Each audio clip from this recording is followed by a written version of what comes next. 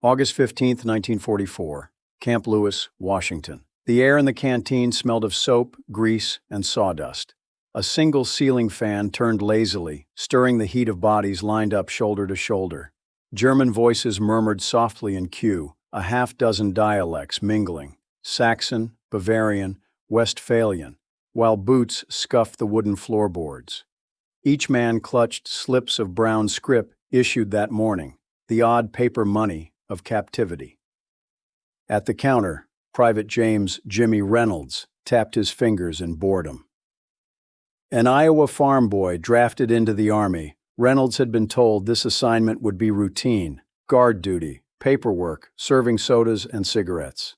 Yet here he was, face to face with men who only months earlier had tried to kill his countrymen in Normandy. The next in line was different. Thin shoulders, sunken cheeks, blonde hair cut ragged beneath a battered cap. The boy could not have been older than 18. His tunic still bore mud stains from France, though the insignia had been cut away at capture. Reynolds glanced at the name on his slip, Gefreiter Günther Grave. The young German stared at the chalkboard menu as if reading a holy text. The choices were modest by American standards: chocolate, cigarettes, Coca-Cola, vanilla ice cream. Yet for him, they might as well have been miracles. Ice cream, he remembered dimly, from before the war when Hanover's street vendors handed out cones to laughing children. That was 4 years and a lifetime ago. Since then, ration cards had stripped sweetness from German tables. But Coca-Cola was another matter. Nazi propaganda had made the drink infamous. Radio broadcasts warned it was chemical waste, a capitalist trick, even whispered that it contained Jewish blood. Goebbels himself had mocked it as a symbol of American decadence. Yet here stood the bottle, sweating beads of condensation, ordinary and real. The line grew restless. A corporal behind Growie muttered impatiently. Reynolds tapped harder. The boy's fingers trembled over his scrip. Finally, in halting English, he whispered, "Bides." Both. Reynolds shrugged, popped the cap with a hiss, and slid both items across the counter.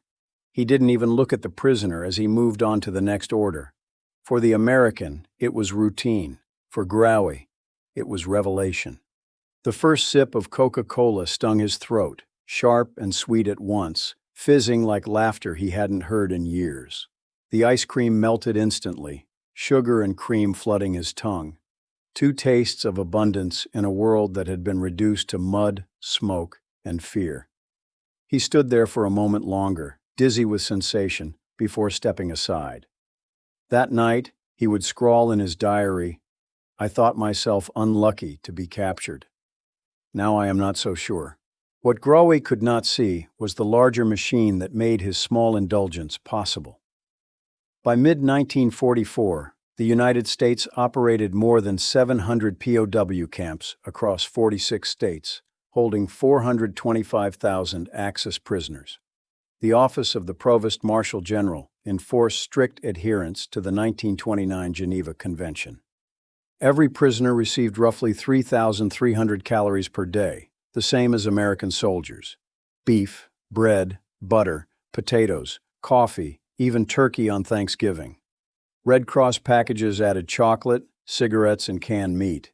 Canteens stocked luxuries like Coca-Cola, purchased with wages, 80 cents a day, that POWs earned from agricultural or maintenance labor. The scale was staggering. At the very moment when German civilians struggled to survive on barely 1,500 calories, their captured sons in America were gaining weight. Reports from Army doctors noted average gains of 20 to 30 pounds over the course of captivity. Hans Waker, captured in North Africa, later joked, "When I arrived, I weighed 128 pounds. When I left, I weighed 185. I'd gotten so fat you could no longer see my eyes." This was not indulgence. It was strategy. A fed prisoner was docile. A content man did not climb fences. Out of nearly 500,000 prisoners, only 2,222 escape attempts were recorded nationwide, a rate of less than 1%. Most were recaptured within days. Captain Cecil Parshall of Papago Park summarized it bluntly. "Full bellies don't run at the wire." Still, the American public chafed. Civilians lived under ration books. Mothers rationed sugar. Children went without meat. Newspaper editorials fumed. Nazis feast while Americans scrape. But the army stood firm. Adherence to the Geneva Convention ensured reciprocal treatment for American POWs in Germany and drained Nazi ideology of its fuel.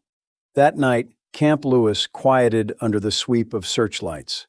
In barracks lined with wooden bunks, prisoners wrote letters, played cards, or simply slept with bellies full. Somewhere in the dark, Gunter Greve lay awake, turning the memory of Coca-Cola over in his mind. He had not yet grasped that he had tasted America's deadliest weapon, not the M1 rifle or the B-17 bomber, but abundance itself. Autumn 1944, a Nebraska siding at dusk. The whistle of the locomotive cut through the prairie air as the train slowed, brakes screeching against steel. Townsfolk had gathered along the tracks, men in overalls, women in shawls, children perched on fences. They wanted a glimpse of the enemy who had brought war to the world, yet now arrived, not as conquerors, but as captives. Behind barred windows, faces appeared. Pale from weeks in transit, gaunt from battlefield surrender, the prisoners pressed their noses to the glass. Some waved tentatively, most just stared back. Their uniforms were stripped of insignia, but the cut of Feldgrau wool made their identity clear. These were Hitler's men, carried into the American heartland. Murmurs rippled through the crowd. "Those are Nazis?" a boy asked his father. The man spat into the dust. "Don't look so tough now." A mother pulled her daughter closer, as if the prisoners could leap through steel and wire with a glance. For many, it felt wrong, almost insulting, that men who had shelled London and butchered in France should ride Pullman cars through Nebraska instead of rotting in foreign mud. The United States government understood the resentment. By late 1944, more than 281,000 German POWs were already spread across the nation, housed in 132 base camps and 334 branch camps. That number would climb to 425,000 by war's end. Camp Carson in Colorado held 12,000 alone, more than some German divisions. To civilians living under rationing, the program seemed like indulgence. Headlines bristled. Nazis dine while Americans ration. Letters poured into Congress. One Kansas mother wrote, "My boy is in France eating cold beans from a tin." Why do the Germans in Colorado get roast beef? The truth was stranger. The 1929 Geneva Convention demanded that prisoners be treated as American soldiers were. That meant 40 square feet of living space, access to medical care, and the same rations, around 3,300 calories per day, turkey at Thanksgiving, ham at Christmas, coffee every morning. For many of the captives, it was more food than they had seen since childhood. The Army's justification was cold strategy. If Germany knew its men were well treated, perhaps American POWs in Europe would be spared brutality. More importantly, every comfortable prisoner behind barbed wire was one fewer rifle firing at the front. "A man with 3 square meals has no reason to climb the fence," one provost marshal explained. The trains, in truth, were bound not for prisons, but for farms.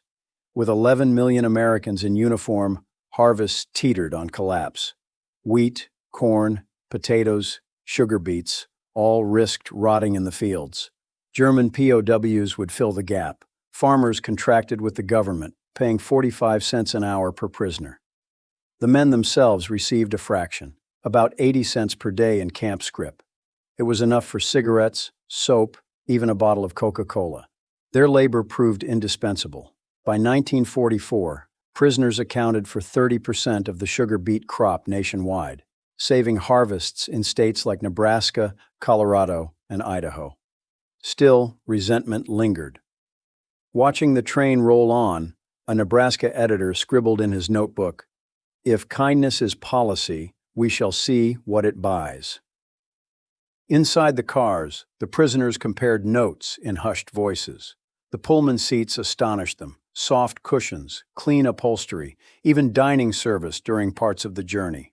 Some had never experienced such comfort in Germany itself. Their indoctrination cracked with every mile. Had not Goebbels sworn that America was poor, chaotic, racially degenerate? Yet here was a country big enough to house 500,000 enemies and feed them like honored guests. That night, when the train clattered out of sight, the siding emptied.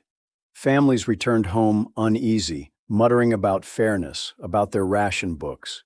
In the boxcars, the prisoners dozed against wooden walls, bellies full from rations issued at the last stop.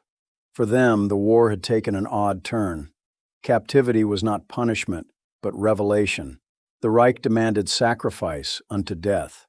America offered wages, bread, and even Coca-Cola. The contrast gnawed at them, seed by seed. As the train rattled deeper into the plains, one young sailor whispered to his comrade, "If this is defeat, I wonder what victory looks like." The paradox had begun to bloom. America was rationing its own citizens while feeding its enemies more generously than their homeland ever had.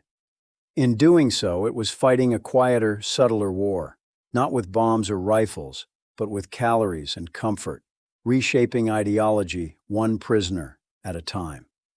December 1944, Papago Park, prisoner of war camp, Arizona. The desert wind carried dust through the cracks of the command office, settling on ledgers stacked high on Captain Cecil Parshall's desk. He brushed a sleeve across the cover of the top book, opened it, and lit another cigarette. Outside, searchlights swept arcs over the wire while the faint sound of German voices carried across the compound. Parshall was not a conventional officer. He had come to the Army by crooked roads, former troublemaker, occasional gambler, but the Army had discovered his genius for order. At Papago Park, his genius found its proving ground. The camp held thousands of German prisoners, many of them U-boat sailors captured in the Atlantic. They were disciplined, cunning, and, if not handled correctly, dangerous. Yet Parshall didn't rely on barbed wire and rifles alone. His true weapon was the ledger. Each page recorded more than names and numbers. It captured moods, patterns, vulnerabilities, work assignments, rations consumed, canteen purchases, disciplinary reports. Parshall studied them like a chess master reading the board. His philosophy was simple. Full bellies don't run at the wire. The logic proved itself daily. Out of nearly 425,000 German prisoners across America, only 2,222 attempted escape, less than 1%. And most of those men were caught within days, bewildered by the sheer scale of the American landscape.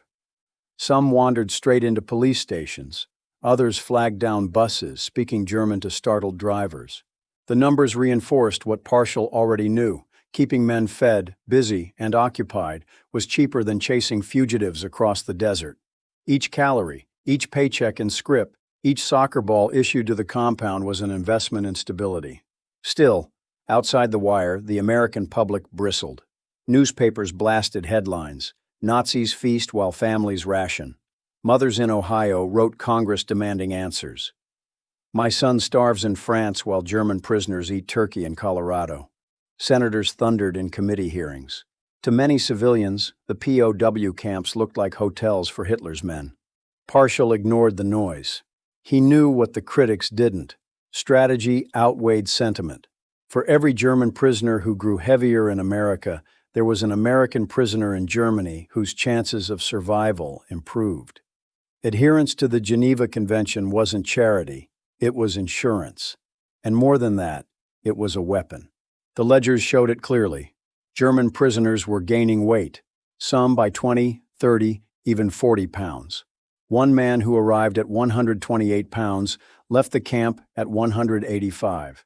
To Parshall, every pound gained was a pound of fight lost. The Reich thrived on hunger, scarcity, and desperation. America smothered ideology with abundance. Papago Park itself stretched across the Arizona desert. Barracks laid in neat rows, kitchens steaming at dawn, a hospital ward stocked with medicine. Guards patrolled from towers, but rarely fired a shot. By day, prisoners worked, digging ditches, tending gardens, or hired out to local farms under contract. By night, they gathered for theater, music, or study. Parshall's sergeants often shook their heads. Sir, it's strange. These men smile at me more than folks in Phoenix. Then we're doing it right, Partial would answer. The routine lulled the camp into stability, but even stability carried risk. Partial knew complacency was dangerous, so he watched the canteen ledgers closely. Cigarette sales rising, morale steady, stationery purchases falling, homesickness climbing, soap consumption low, men slipping into apathy. The numbers told truths no prisoner would confess under interrogation. On Christmas Eve 1944, the desert sky chilled under a blanket of stars. Prisoners sang carols in German, voices carrying over the wire. Guards paused to listen, their rifles slung loosely, boots crunching frost. Inside his office, Partial closed the ledger, satisfied. Not a single incident all week. No fights, no riots. Not even an escape attempt. He leaned back in his chair, exhaling smoke toward the ceiling. In Europe, the Battle of the Bulge raged in snow and fire. Thousands died each day. Here in Arizona, thousands of enemy soldiers slept quietly behind wire, their stomachs full. Partial tapped the ledger with one finger. "We'll win this with pencils, not pistols," he muttered. Outside, the desert wind rattled the wire. The war within the camp continued, not with bullets, but with rations, wages, and the quiet arithmetic of control. January 1945, Camp Carson, Colorado. Steam rose from the mess hall, fogging the frost on the windows as hundreds of German prisoners filed inside. Tin trays clattered against each other, boots scraped the wooden floor, and the air filled with the rich scent of roast beef, potatoes, and bread. It was a smell many of the men had nearly forgotten. At the far end, an army doctor stood beside a scale, clipboard in hand. Prisoners stepped up one by one, boots off, belts loose. The doctor made notes as the numbers climbed. Some men had gained 5 pounds in a month, others 20 since capture. One grinned as the dial crept up to 185 pounds. When he had first stepped on American soil, he had weighed barely 128. The doctor jotted the number, then muttered, "Better fed than the men guarding them." Documented fact, American policy, rooted in the 1929 Geneva Convention, required the prisoners receive the same rations as U.S. soldiers, about 3,300 calories per day. Breakfast of eggs, bread, and coffee. Lunch with meat, beans, and potatoes. Supper with vegetables, butter, and occasionally pie. Holidays brought extravagance. Turkey at Thanksgiving, ham at Christmas. It was not indulgence but obligation. The Army insisted. By feeding German prisoners well, America safeguarded its own men held in Europe. Even more, abundance became a weapon in itself. A full belly dulled anger. A diet rich in protein and fat bred docility rather than resistance. To the prisoners, it was nothing short of miraculous. Letters home often carried astonished lines. "We eat better here than you at home. Do not worry for me. Worry for yourselves." Many families, surviving on 1,500 calories a day under Allied bombing and rationing, could scarcely believe such words. One prisoner, Hans Vaker, later told his children, "When I was captured, I thought myself doomed. Instead, I became fat. So fat you could not see my eyes. Only in America could captivity make a man healthier than freedom." Still, resentment brewed beyond the wire. American civilians living under rationing read reports of German prisoners eating white bread and drinking milk. "Why should the Nazis have butter when our children spread margarine?" one Ohio mother asked in a letter to her congressman. The truth was bitter. Civilians received less so that enemies might receive more, but the Army held firm. As one general explained, "Every pound they gain here is one less pound to fight abroad." Inside Camp Carson, the results were obvious. Men laughed more freely in the mess line. They shared bread, traded cigarettes, told jokes in German and halting English. Guards noticed fewer fights, fewer arguments, fewer escape attempts. The act of feeding had become the act of pacifying. The paradox deepened when Red Cross packages arrived. Tins of Spam, bars of chocolate, powdered milk, cigarettes. 27 million parcels crossed the Atlantic during the war. swelling the bounty already given by the army. For German prisoners, it felt like abundance without end. For their families back home, still writing from bombed-out apartments, it was a cruel contrast. One snowy evening in January, a guard leaned against the mess hall wall, watching the line snake forward. His rifle hung loosely, more ornament than threat. The noise inside was less like a prison and more like a college cafeteria.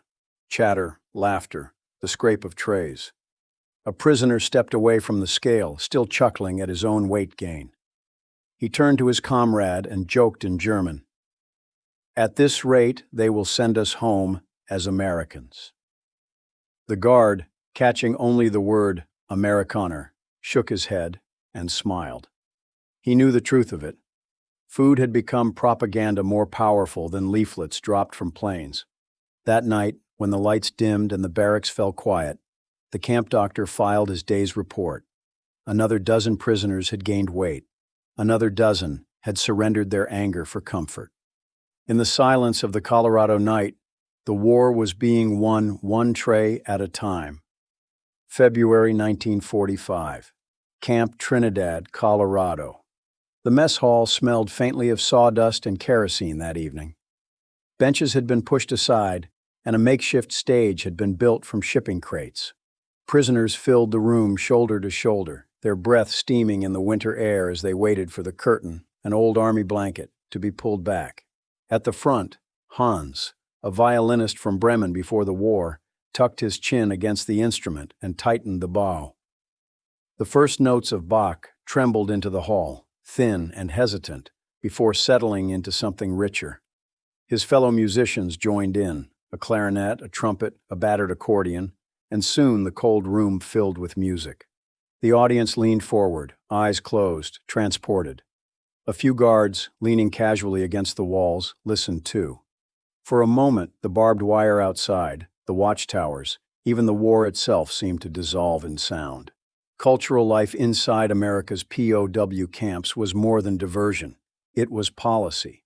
Commanders learned quickly that a man absorbed in art or sport was less likely to dig tunnels or cause fights, so camps encouraged theater troupes, orchestras, and athletic leagues. Documented fact: over 103 American universities offered correspondence courses to POWs. At Camp Clinton in Mississippi, classes included Native American history, Chinese culture, and even American law. Camp Trinidad followed suit with lectures, plays, and libraries filled with books banned in Nazi Germany. For the prisoners, this was disorienting. Many had grown up in Hitler Youth programs where knowledge was filtered through propaganda. Now, behind barbed wire, they could study Shakespeare, read Thomas Mann, and debate freely, privileges denied to their families back home. One man in the audience that night was Oberfeldwebel Ernst Richter. Before his capture, Richter had been a loyal party man, reporting comrades for defeatist talk and enforcing discipline in his unit. At first, he tried the same in camp, warning fellow prisoners against fraternization, ridiculing those who read American books. But over time, his authority eroded. Men ignored lectures on the Reich when they could watch comedies performed in camp theaters. They mocked ideology when soccer leagues promised laughter and sweat. And when letters from home arrived, pleas for food, descriptions of bombed-out streets, Richter's certainty cracked. One entry in his confiscated diary read, "I told them America was weak. Tonight, I saw their orchestra.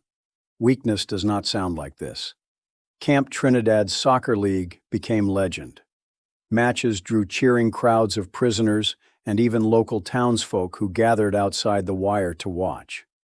Americans, unaccustomed to the sport, gawked as prisoners sprinted, slid, and shouted in German across the dusty field.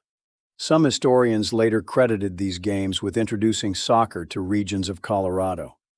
The irony was sharp. Men sworn to fight America now brought it a cultural gift. The prisoners themselves began calling the camp der Goldener Käfig, the Golden Cage. They were not free, but they were comfortable, occupied, and, most dangerously for Nazi ideology, curious. On a snowy February night, as Bach gave way to a prisoner-written comedy, Richter found himself laughing along. It startled him, the ease of it, the warmth in his chest. He glanced toward the guards, expecting censure, but they only smiled faintly, arms crossed, rifles slung. For a man raised to believe America was decadent, cruel, and chaotic, the evidence before him was damning in another way. America was orderly, abundant, and strangely generous. When the curtain fell and applause roared through the hall, Richter clapped too. Not just out of politeness, but because for the first time in years, he wanted to. Outside, the searchlights kept their rhythm, sweeping across snow-covered wire. But inside, the war was being undone by music, laughter, and books. As one prisoner later wrote, "They fed us bread and gave us freedom of thought." That was the deadlier weapon. March 1945, Nebraska farmland at dawn. The frost still clung to the stubble of last year's corn when the trucks arrived. Tailgates dropped with a metallic thud, and German prisoners jumped down, boots crunching against the hard soil. Each man carried a hoe or shovel, their breath fogging in the chill air. A sergeant leaned against the cab of the truck, rifle slung casually, watching without concern. There was no time for speeches or threats. The work awaited. Rows of sugar beets stretched to the horizon, a crop critical to America's wartime food supply. With more than 11 million Americans in uniform, labor had vanished from the fields. Entire harvests risked rotting. The answer had arrived in these very trucks, captured Germans, now laborers in the heartland. Documented fact, farmers contracted POW labor through the government, paying 45 cents an hour per man.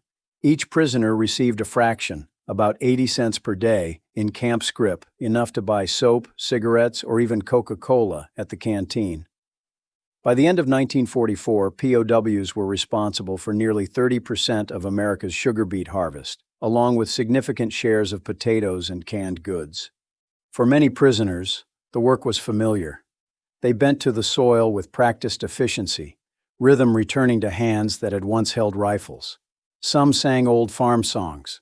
Others hummed quietly. The fields filled with the strange harmony of laborers who only months earlier had been enemies. At noon, a farmer's wife arrived with baskets of bread, jars of jam, and steaming coffee. Technically, regulations forbade fraternization. In practice, kindness flowed easily. She smiled, handed out sandwiches, and gestured for the men to eat. One prisoner, grateful, carved a wooden toy for her children. Another wrote home later, astonished. "Our enemies feed us better than our homeland feeds its own." For the Luchins family of Nebraska, the experience became personal. 7-year-old Mel watched the prisoners work his father's cornfields. His parents spoke German, so conversation came easily. One man, Wilhelm Hoffman, a former U-boat machinist, taught Mel card games and helped build a barn that stood for decades. Decades later, Mel recalled, "We were told they were monsters. They were just boys missing their mothers." These small encounters repeated across the Midwest. Farmers shared meals. POWs sent portions of chocolate rations home to starving families in Germany. Bonds formed in fields where labor and humanity outweighed ideology. Yet America's contradictions were inescapable. In Mississippi, some camps enforced segregation so rigidly that German POWs were assigned white latrines and dining areas, privileges denied to Black American soldiers who guarded them. A German prisoner later remarked bitterly, "The enemy eats with whites. The Negro soldier eats outside. How can they call themselves free?" For men raised on propaganda about American hypocrisy, the irony was obvious. The very nation that had given them bread and dignity also revealed its deep racial wounds. Still, for most, the revelation outweighed the contradiction. They were paid, housed, and fed. They worked not as slaves, but as laborers under contract. Their efforts saved harvests that sustained both American civilians and the soldiers who advanced across Europe. In the evenings, as the trucks rattled back to camp, prisoners leaned against the sides, tired but full. The setting sun cast long shadows across the fields they had just cleared. For the farmers, it meant survival. For the prisoners, it meant dignity. For America, it was proof of something larger, that even in the depths of total war, The nation could afford generosity. That night in the barracks, one prisoner scribbled in his notebook, "Today, I worked the land. I was paid. I was fed. In Germany, my family starves." The irony was bitter, but undeniable. In feeding America, the prisoners were themselves being fed a new idea, one that gnawed quietly at the walls of their old beliefs. By spring, the paradox was clear. While the Reich demanded sacrifice unto death, America asked only for labor and offered bread in return. April 1945, Camp Clinton, Mississippi. Rain hammered the tin roof of the classroom as rows of German prisoners bent over their notebooks. The smell of wet wool and chalk dust mingled in the air. At the front, Professor Samuel Greer, borrowed from the University of Mississippi, sketched the outline of the U.S. Constitution on a blackboard. His voice carried above the rain. Checks and balances. No one man above the law. The prisoners scribbled furiously, their pencils scratching. Some frowned in concentration, others smirked in disbelief. For men raised under Hitler, the very idea that a leader could be limited by law sounded like fantasy. Documented fact: more than 103 American universities provided correspondence courses for POWs during World War II. Camp Clinton offered courses in American Indian history, Chinese culture, mathematics, and even American law. At other camps, prisoners studied agriculture, engineering, and literature. Some universities later granted full credit for coursework completed behind barbed wire. The effect was transformative. Young Germans who had marched through Hitler youth drills were suddenly reading Shakespeare, debating democracy, and learning economics from American professors. It was not propaganda but exposure, ideas banned in Germany laid open on the desks of their enemies. One prisoner, Obergefreiter Karl Weiss, had been a schoolteacher before the war. He wrote in a letter home, "They do not fear our thoughts. Imagine this, our captors allow us to debate their flaws openly. If Germany had such courage, we would not be here." Another, Hauptmann Friedrich Funke, arrived at Camp Clinton determined to maintain Nazi discipline. He barked orders at fellow prisoners, forbade English lessons, and lectured on loyalty to the Reich. But slowly, his authority eroded.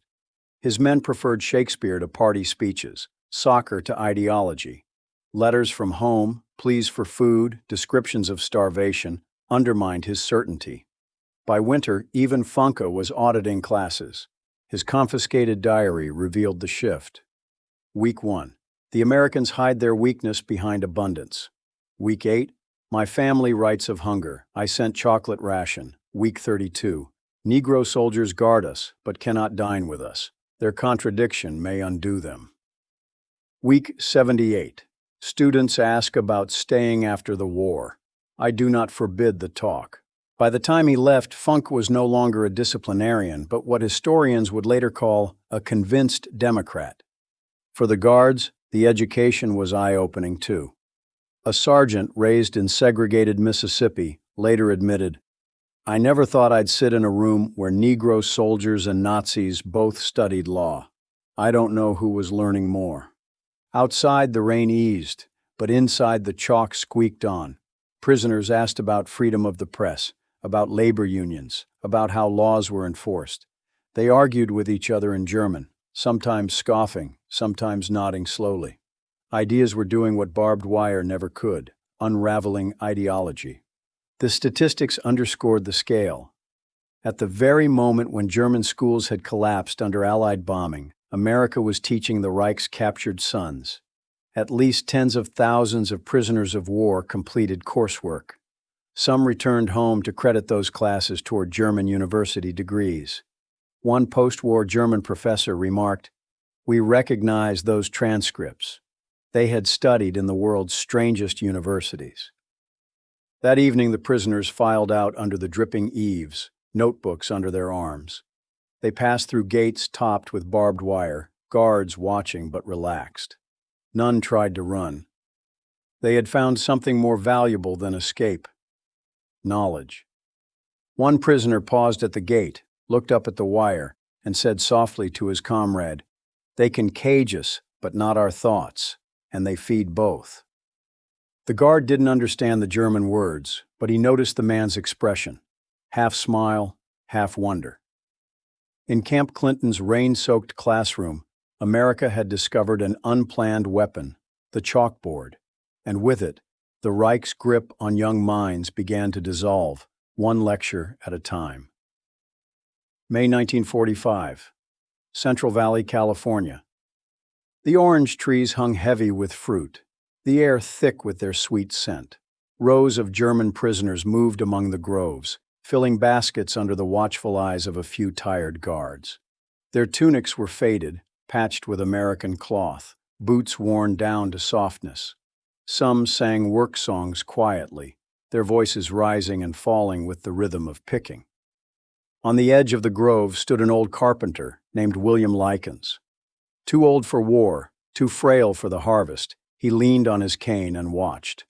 Among the prisoners, one man caught his eye, a wiry 22-year-old named Georg Rue, captured in Italy the year before. At first their exchanges were small, a nod, a cigarette shared at the end of the day, then halting conversation. Rue's English was broken, Likens' German worse, but friendship found a way. Soon, when the day's work ended, Rue would linger, helping the old man mend broken tools and patch the roof of his shed. Documented fact: thousands of German POWs worked not just in fields but in sawmills, canneries, and orchards. Farmers contracted them through the U.S. Army, often developing bonds that blurred the line between captor and guest. Regulations forbade fraternization, yet across the country, civilians invited prisoners into homes for meals, mended their clothes, even sent letters to families in Germany. For Rue, the shock was profound. In Germany, propaganda had painted Americans as decadent, brutal, racially mongrel. Yet here was an elderly man who welcomed him with kindness, offered cigarettes, and, most astonishingly, wrote to his parents in Dusseldorf, assuring them their son was safe. Packages even followed, food, soap, and clothing sent across oceans to a family the Reich itself had all but abandoned. "This is the enemy," Rue later wrote. "He fed my family while my government starved them." Stories like this multiplied. In Texas, farmers treated their POW crews to Sunday picnics with baked goods and watermelon. In the Midwest, children learned German lullabies from men who carved them toys. A Nebraska farmer's wife once slipped extra jam sandwiches into a prisoner's sack, whispering, "Don't tell the sergeant." Not all Americans approved. Some neighbors muttered about treason, about coddling Nazis. Letters to Washington demanded stricter separation. Yet the truth was undeniable. In the small towns and rural fields of America, humanity proved contagious. The irony ran deep. In Mississippi, some camps enforced rigid segregation, giving German POWs access to white facilities denied to Black American guards. Prisoners themselves remarked bitterly, "They treat us as equals, but their own soldiers as less." What kind of freedom is this? For all its abundance, America's moral contradictions stood exposed. Yet even these flaws revealed something powerful.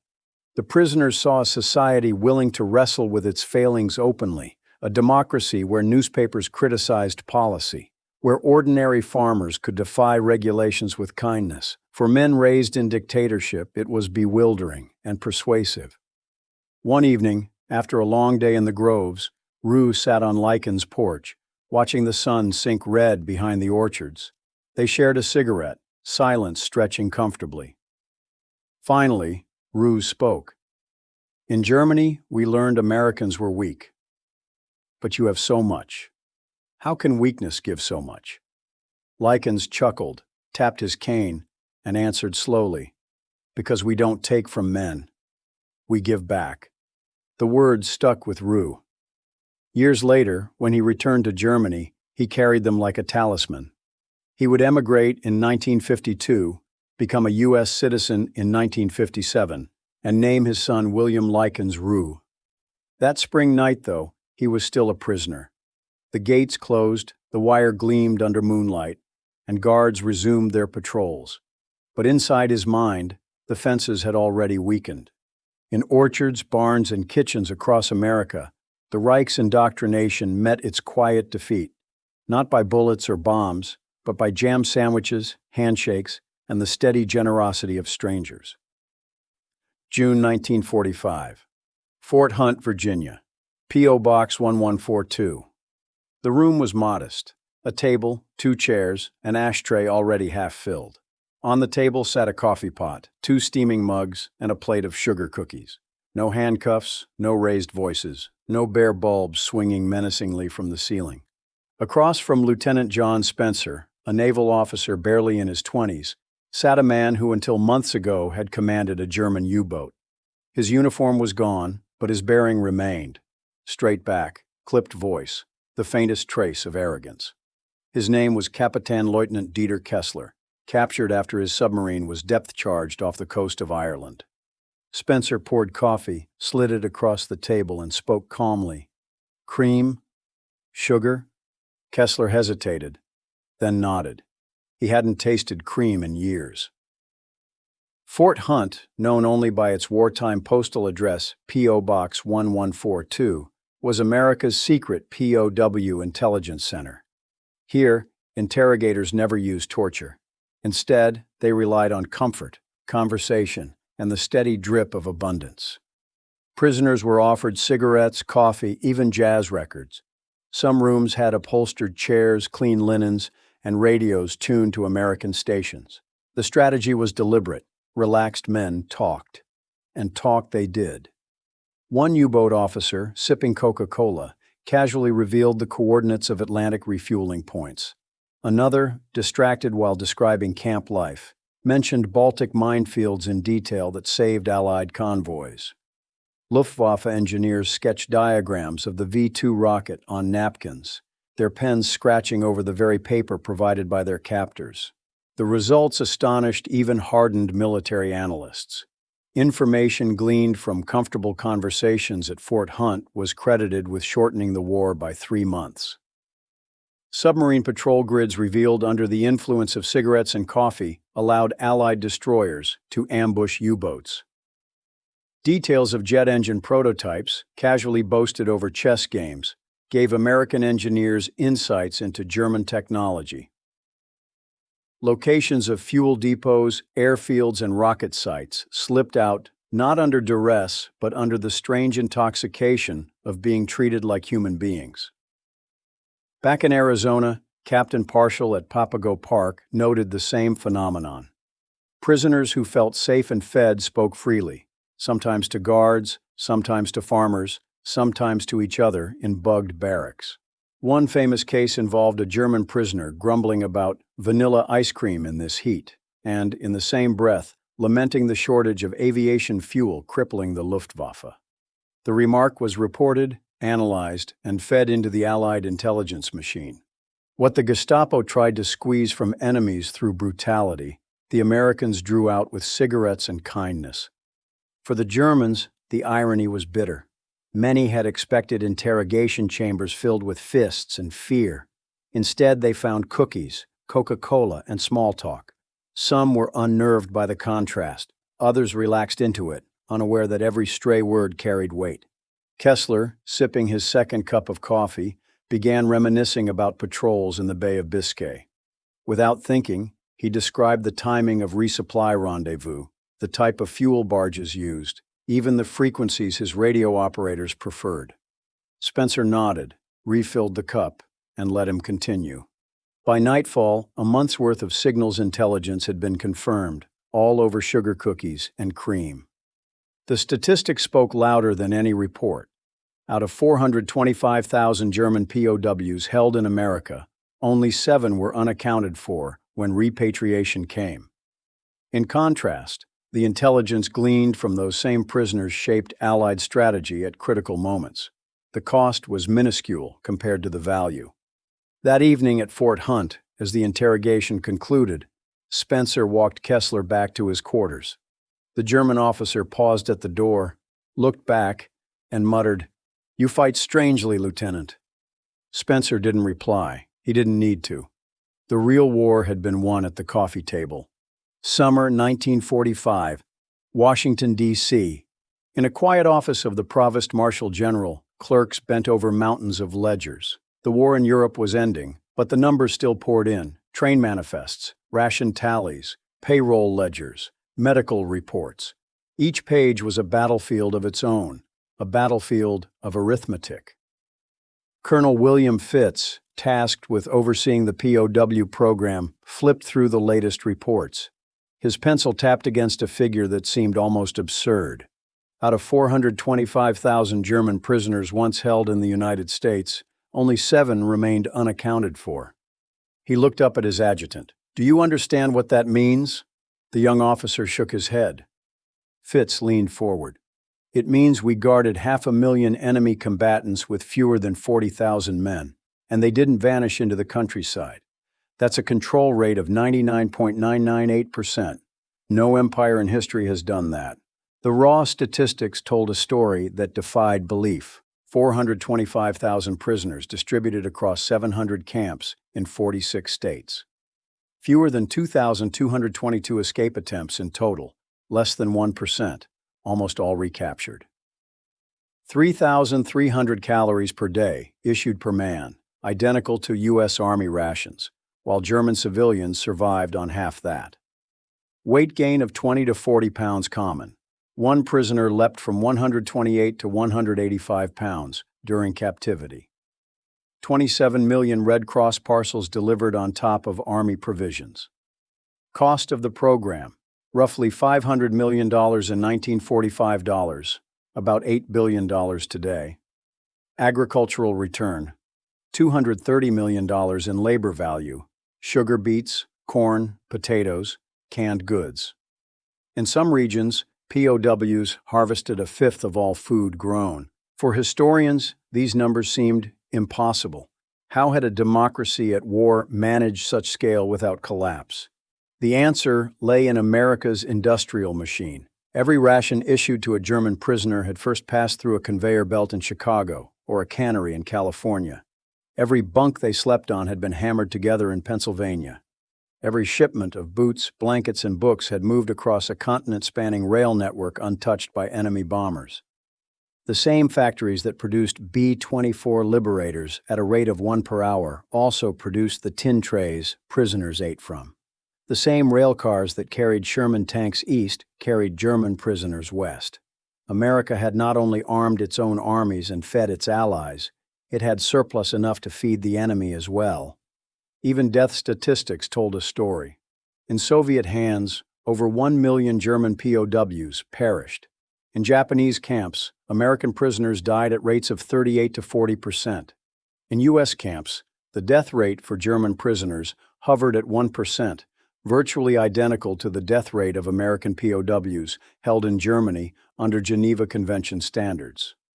One Army report dryly concluded, "The enemy has been housed, fed, and returned in better condition than received."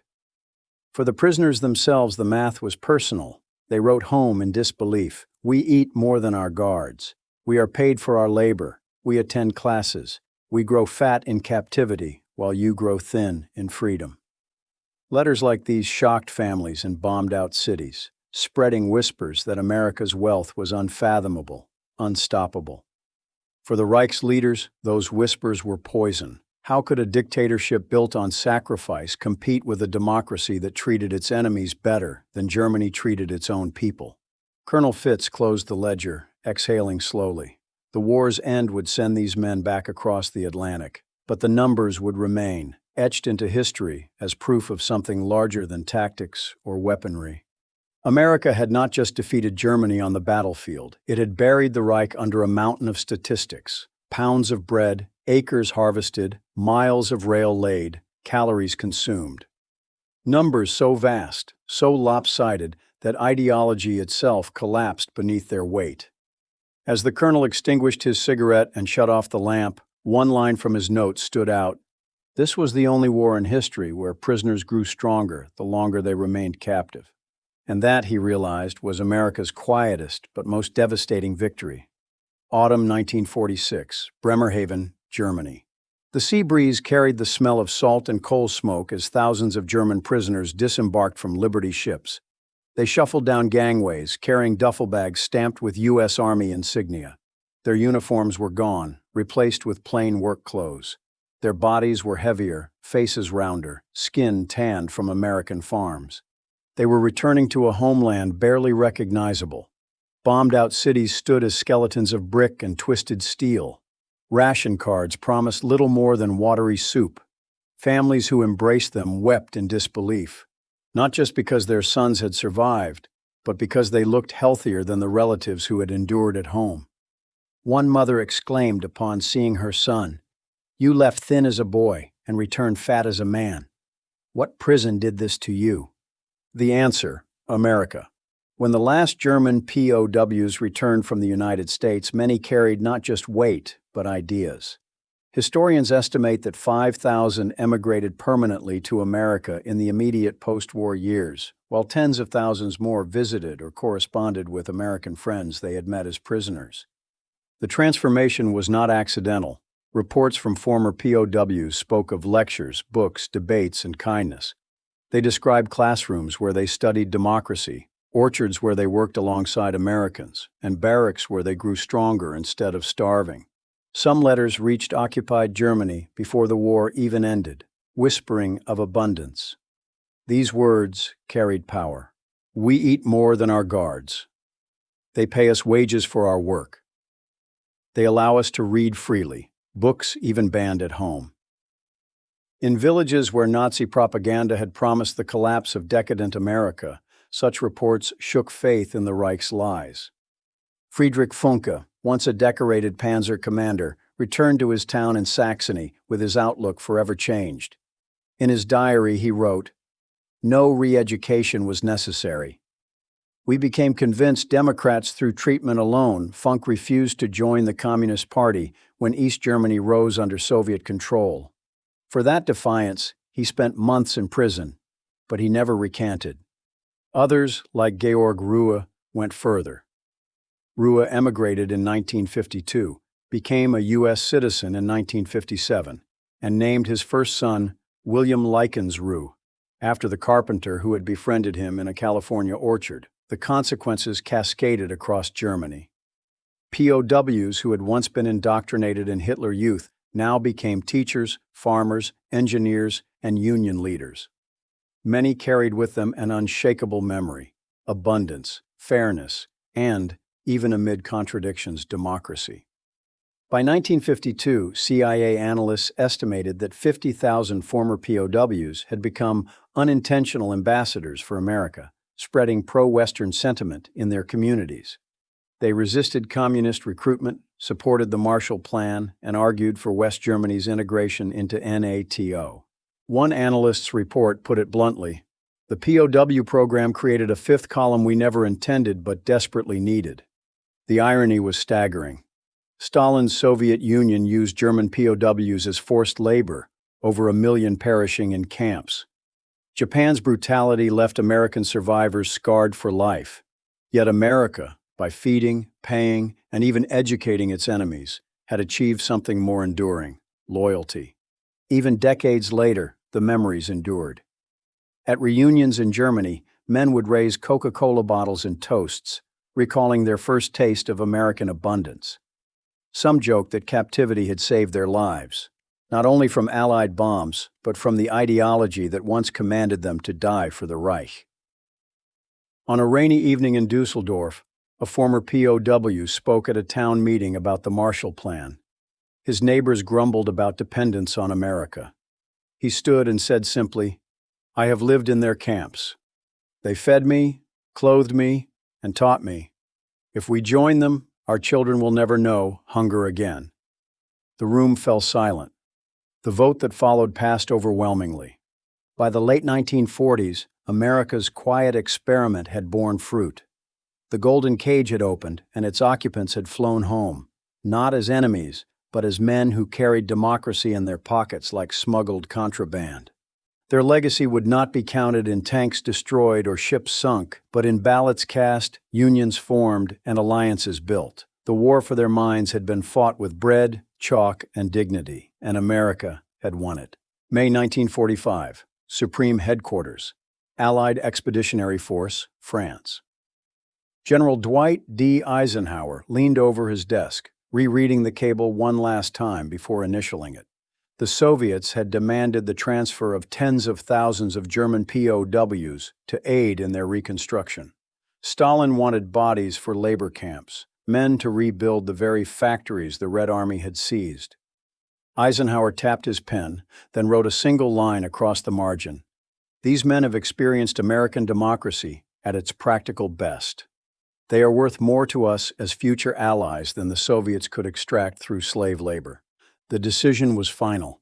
The POWs would not be handed over. Instead, they would return to a shattered Germany, carrying something far more dangerous to communism than guns: memories of abundance freely given. In 1995, NSA declassifications revealed Stalin's private reaction to Eisenhower's decision. His words were blunt. The Americans have discovered something more dangerous than atomic weapons. They have weaponized their wealth. The irony was staggering. The nation that produced one B-24 bomber per hour, that built 49,000 Sherman tanks, and that shipped millions of tons of food to allies, had also produced something subtler but equally decisive: a psychological arsenal of kindness. The reckoning came in numbers as much as in memories. 425,000 prisoners entered America's POW system. 424,993 returned home alive. Fewer than 2,222 escape attempts in total. Death rate, 1%, lower than many American training camps. 5,000 emigrated permanently to the United States. An estimated 50,000 became advocates for democracy within post-war Germany. It was a victory not written in blood, but in calories, textbooks, and simple dignity. Eisenhower's memo captured what America had achieved: a war fought not only with steel and fire, but with ideas embodied in practice. While atomic bombs ended the Pacific War, ice cream cones and college courses had already rewritten Germany's future. Prisoners returned home heavier, healthier, and, most devastating for Hitler's legacy, thoughtful. They had seen a society that could mass-produce mercy as easily as it mass-produced weapons. They carried those memories into bombed-out neighborhoods, whispering of Coca-Cola, jazz, university classes, and the strange democracy where even guards joked with their captives. Years later, in 2016, Günter Graue, once that 18-year-old prisoner who couldn't choose between ice cream and Coca-Cola, returned to Joint Base Lewis McChord on a bicycle, aged 91. At the site of his former barracks, now a parking lot, he held up a bottle of soda and said, "In 1944, I thought I was choosing between hunger and sweetness. I now know I was choosing between two worlds." He took a sip, smiled at the gathered crowd, and added softly, "The Russians would have worked me to death. The Americans gave me life twice, first by capturing me, then by showing me who I could become." The final reckoning was not just about prisoners. It was about what kind of nation America chose to be in victory. Against calls for vengeance, it had chosen restraint. Against scarcity, it had wielded abundance. Against ideology, it had offered dignity. That choice reshaped not only the fate of 425,000 men, but the future of Germany itself. The Marshall Plan would follow, NATO would rise, and former enemies would become allies, not because of fear, but because of memory. In the quiet of his headquarters, Eisenhower extinguished his cigarette, satisfied with the memo. He knew tanks and planes had broken the Wehrmacht. But what would endure was something else. The lived proof that democracy, when armed with industry and tempered by generosity, could transform enemies into friends. And that was the weapon Stalin feared most.